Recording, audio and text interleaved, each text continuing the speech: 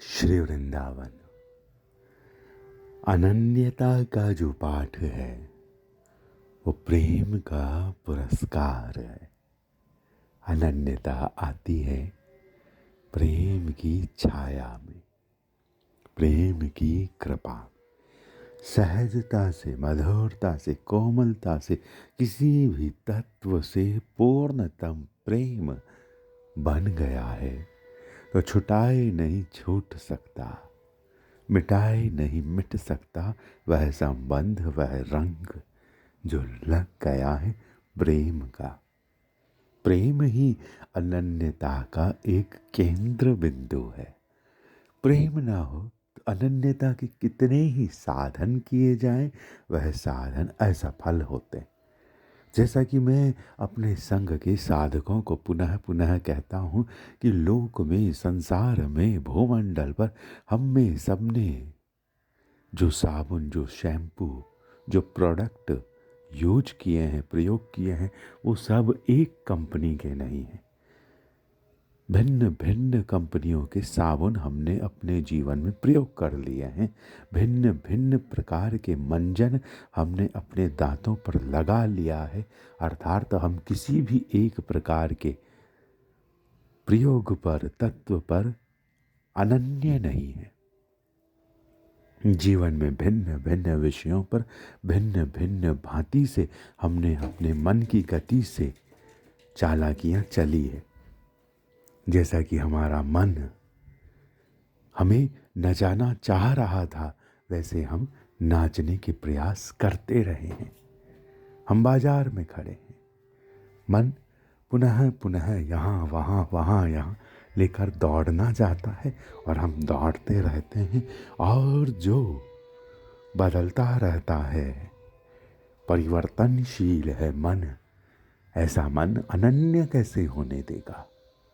एक अनन्य संबंध कैसे बनने देगा? हम में बहुतों को जो गोद है, वो गोद भी एक कहाँ सुहाई है। कोई होगा अलबेला जिसे एक माँ की गोद ही गोद मिली हो। वरन कभी किसी ने हमें गोद में लिया तो कभी किसी ने हमें गोद में लिया। माँ की ओर से अनन्यता रही होगी कहीं कहीं, परंतु अपनी ओर से अनन्यता हमारी कहाँ रही होगी। वात्सल्य अनन्यता देना चाहता है। प्रेम अनन्यता लेकर आता है।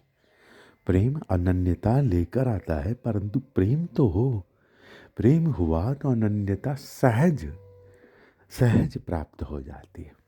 और अनन्यता जो प्राप्त होती है वही आगे का जो मार्ग है उसे प्रकट करती है, क्योंकि बिना किसी रास्ते पर चले मंजिल कभी मिलती ही नहीं है। इस पर भी एक विस्तृत बात करने की आवश्यकता है कि साधक मंडल में, साधनाओं पर, जैसे अध्यात्म में हम भिन्न भिन्न प्रकार से गतिशील हैं।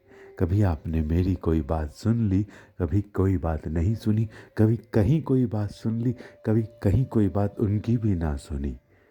ऐसा हमारा अध्यात्म है। जबकि भौतिक जीवन का जो अध्ययन, शिक्षण हमने प्राप्त किया है वो एक क्रमिक गति से किया है।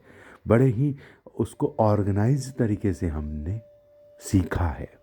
कक्षा 1, कक्षा 2, कक्षा 3, कक्षा 4, फिर कक्षाओं के, विद्यालय के बाद में हम गए हैं महाविद्यालयों में, विश्वविद्यालयों में।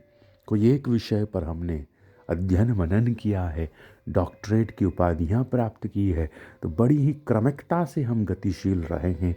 जैसा कि हमारे द्वारा प्रकाशित जो भाव राज्य है, निकुंज की बात है, प्रेम की बात है, ललिताई की, मधुराई की, सरसाई की जो बातें हैं, उन पर बहुत बार ये प्रतिक्रिया आती है कि ये बात ना करके ऐसी बात कीजिए।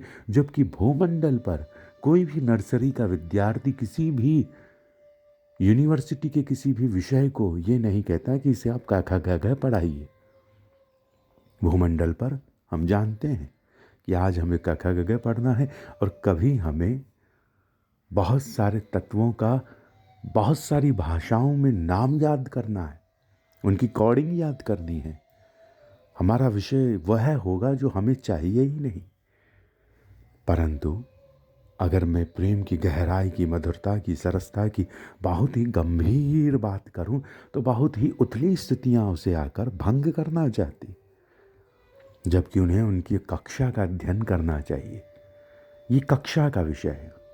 प्रेम की ऐसी कक्षा, विलास की ऐसी कक्षा, रस की ऐसी कक्षा, भाव राज्य की ऐसी कक्षा सभी को प्राप्त नहीं होती, परंतु होनी चाहिए। जीवन इसीलिए मिला है, जीवन इसीलिए मिला है। आंखों में पानी आया है, रोना आया है, हंसना आया है, मुस्कुराना आया है, सजना आया है। दर्पण है आपके घर में, वो दर्पण कहता है कि तुम श्रृंगार चाहते हो, श्रृंगार रस चाहते हो, तो ये श्रृंगार रस है जो आना चाहता है। परंतु इस ओर तक कौन आता है?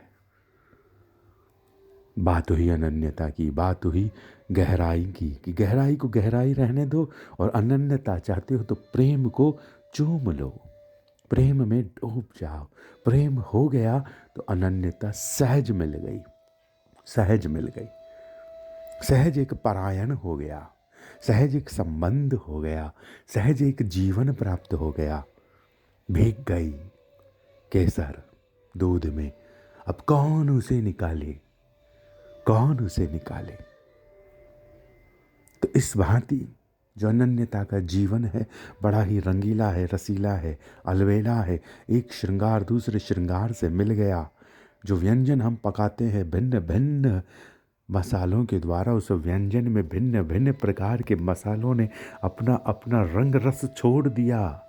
और जो भिन्न भिन्न प्रकार का रंग रस इन मसालों ने उस व्यंजन में छोड़ा, उन्हें हम कैसे पुनः विभक्त करें? वो मिलना चाह रहे हैं तो मिल गए। हम अनन्यता से दूर है, बात करते हैं हम अनन्यता की, परंतु चित्त पर अनन्यता की कोई छाप नहीं है। वो छाप प्रेम लगा सकता है।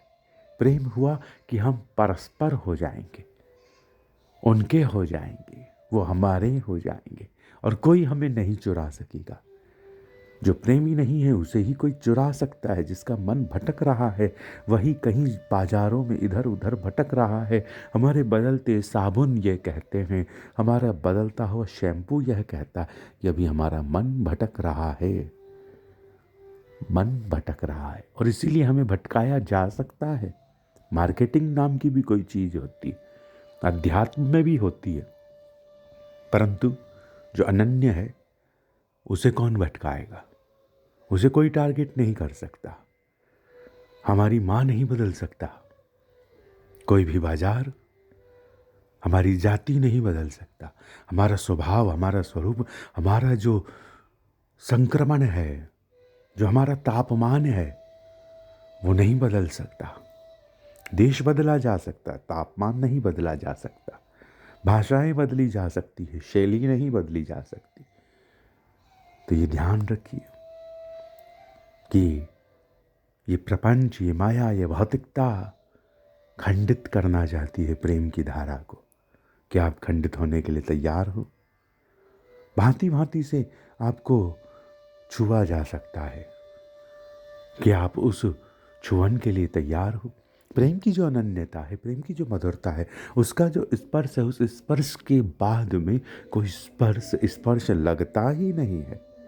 बड़ा ही अलबेला कौतुक है प्रेम का, बड़ा ही अलबेला कौतुक है प्रेम का। और बातें होती रहेगी प्रेम की। प्रेम बड़ा अजीब है, उसकी कहानी बड़ी अलबेली है। जिसको जितना गाया जाए, जैसे गाया जाए, जहाँ गाया जाए, बड़ा ही एक अलग ही सौंदर्य लेकर आता है प्रेम। श्री वृंदावन।